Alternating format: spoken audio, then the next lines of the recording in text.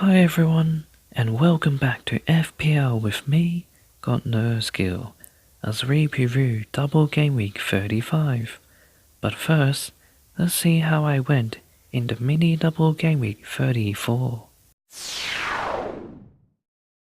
So with a score of 56, which just beat the average of 54, it turned out to be a reasonably good game week, especially if you consider that my captain only played around 10 minutes, and also the fact that many managers were on their wildcards. And the reason why most of them didn't do as well as they would have hoped to was largely because of them stacking Brighton players for what seemed like a great pair of double game week fixtures. And as we all know, Brighton were atrocious as they suffered heavy defeats in both games without scoring a single goal. As a result, the average was lower than what it could have been, as a few of the usually more popular players did get decent returns. Luckily for me, it turned out to be a good thing, as it was enough for me to get my 7th straight green arrow, which puts my overall rank up to around 16k. And funnily enough, my predictions were the worst all season, as I only got 4 out of 11. But now, it's time to move on to this much bigger double game week, as it's the one where I'll be using my final chip, the bench boost. So since I'm focusing on the bench boost chip this game week, meaning that all of your 15 players' points will go towards your game week score, I'm going to be categorizing all the teams into 3 groups. And the first one is a list for teams that I think you should avoid. That is, if you have their players, then I would consider selling them, even for a -4 hit. And yes, I have put Brighton on this list, despite another double game week for them, as this one appears to be even harder than the one last game week, which turned out to be a disaster already. For those who tripled up on them, I'd be looking to take 2 of them out, since 3 would probably be a bit too much for a -8 hit.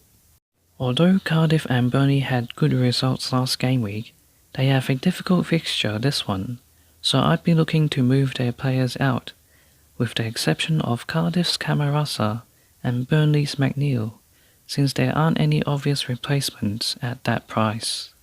There's also an exception for Fulham, in Ryan Babel, since he's been one of the form players, not just for them, but also in the league as a whole. So for those who have had the foresight to get him in for this strong run of form, I'd be tempted to keep him for the rest of the season as well, since their fixtures are pretty promising too. And although they're always a handful, I've got Crystal Palace here as well, since they are away at Arsenal, who have had an incredible home record this season, and have generally had positive results against them. And now, let's move on to the next group, which are teams that you would want to hold on to, but not buy for this game week. And I've got 2 of them in the one fixture, with West Ham against Leicester.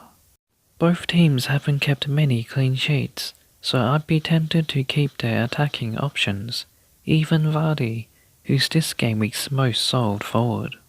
However, I definitely wouldn't be looking to get them in, as there are better options in their price brackets. Next up is Newcastle, who have a decent home fixture against Southampton, so I'd be tempted to keep their players, especially their defensive ones. Attacking-wise, not so much, as they're actually one of the lowest scoring teams in the league, with only Huddersfield and Cardiff scoring less.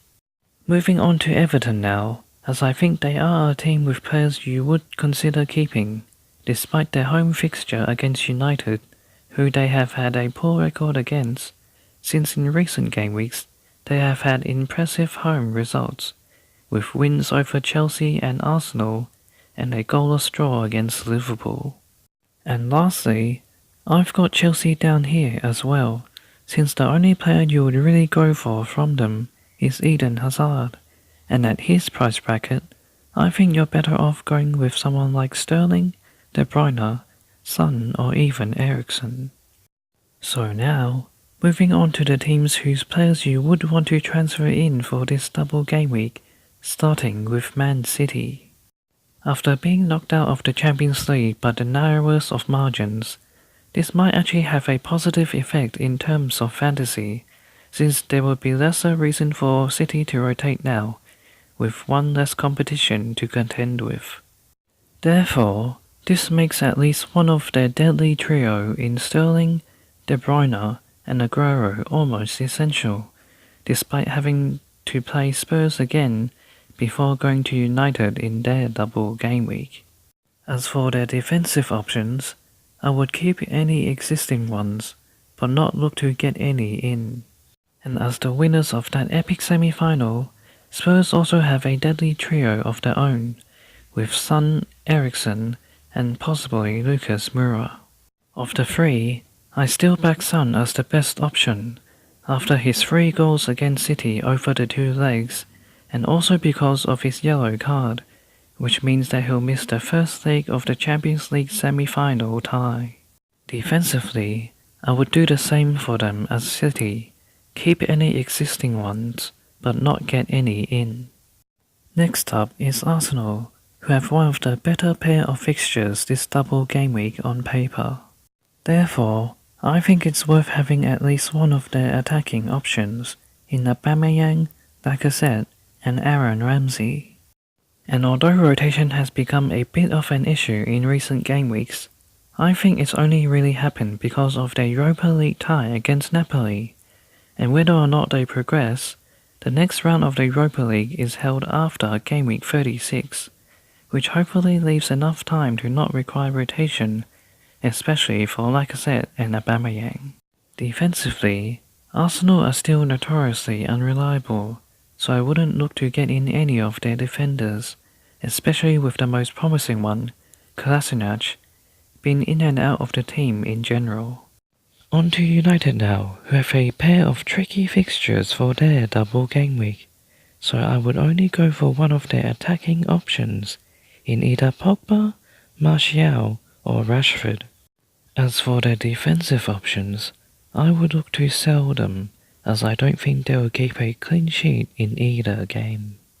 Next up is Wolves, who have a pair of promising fixtures for their double game week, since both of them are at home and one of them is against Brighton.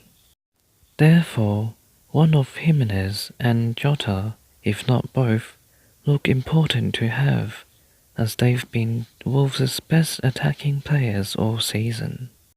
A triple up with one of their defenders, such as Bolly or Doherty, is also possible, since although they haven't kept many clean sheets, the game against Brighton is as good as a chance as any to do so.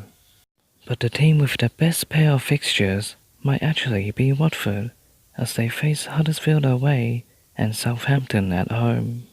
Therefore, their attacking assets should look quite attractive, but I would be wary about them, since the suspension of their talisman, Troy Deeney, might disrupt them from their normal gameplay, and hence lessen their ability to score.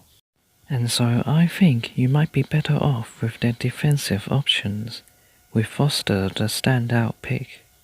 However, the one I've gone for is Messina, who I hope will turn out to be a great differential, with virtually no one owning him.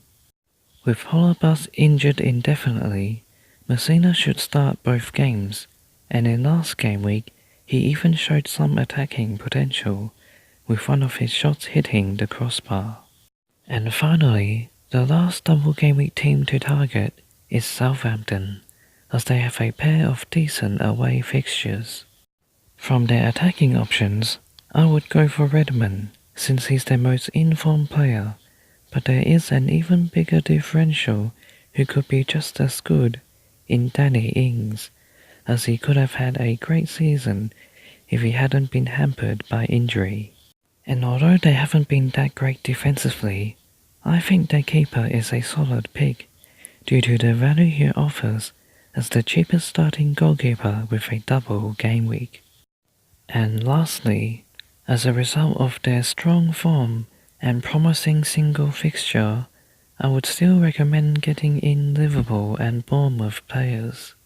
So with all that in mind, let's now take a look at my double Game Week 35 bench boost team. And here it is, after making 4 transfers, costing a massive 12 points as a result of Aaron Ramsey's unfortunate injury. And to finish up, here are my predictions. And that's it for this video. Thanks for watching. Good luck for double Game Week 35 and please consider subscribing.